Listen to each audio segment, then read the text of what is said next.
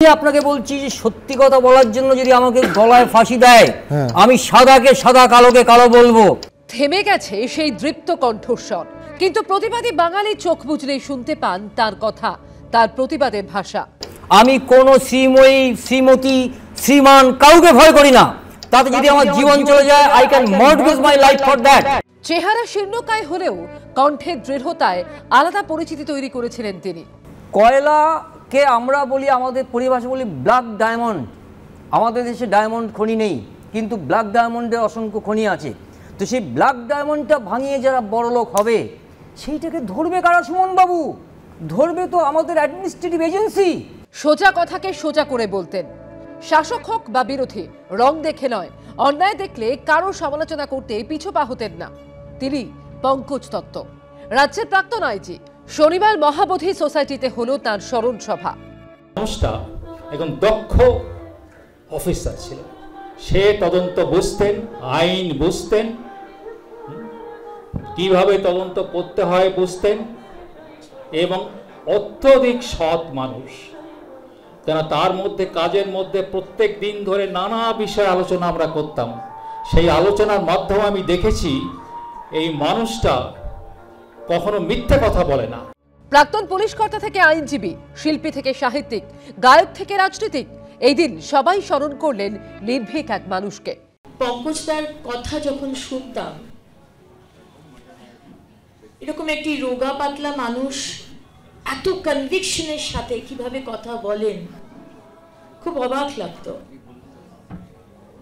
এবং সবসময় মনে হয়েছিল যে মানুষ যে এইভাবে কথা বলতে পারে,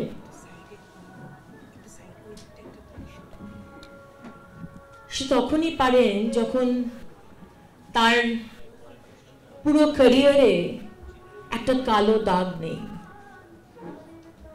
যিনি আসল সততার প্রতীক। আরজিকর কাণ্ড নিয়ে প্রতিবাদ আন্দোলন চলাকালীন একটি মামলায় গত 6ই অক্টোবর পঙ্কজ দত্তকে ডেকে পাঠায় বটতলা থানার পুলিশ। অভিযোগ, সেদিন কয়েক ঘন্টা তাকে থানায় বসিয়ে রাখা হয়। পঙ্কজদা চলে যাওয়ার সময় হয়েছিল না, কিন্তু বটতলা থানার ওই অপমান অসম্মানটা উনি আর সহ্য করতে পারেননি। আমি সেদিন বারবার বলছিলাম যে স্যার চলুন, স্যার চলুন, এখান থেকে বেরিয়ে যাই, আর থাকবেন না স্যার, ওরা আপনার জন্য ফাঁদ পেতেছে। উনি একেবারে অটল, no Jayanta, no Shirshendu, this is part of the game, বসে চুপ করে। 23শে অক্টোবর বারাণসীতে একটি অনুষ্ঠানে যোগ দিতে যান পঙ্কজ দত্ত।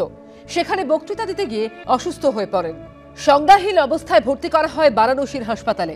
30শে নভেম্বর বারাণসীর হাসপাতালে শেষ নিঃশ্বাস ত্যাগ করেন পঙ্কজ দত্ত।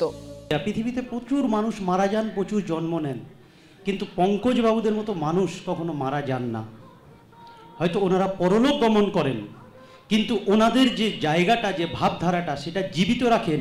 আর সেই ভাবধারার যে ছোট ছোট মালা বা আপনার পুঁথি বলতে পারেন, সেই পুঁথিগুলোর মেলবন্ধন হয়ে আজকের এরকম একটা মালা তৈরি হয়েছে, সাহসিকতার একটা প্রতিফলন হয়েছে বলে আমি বিশ্বাস করি।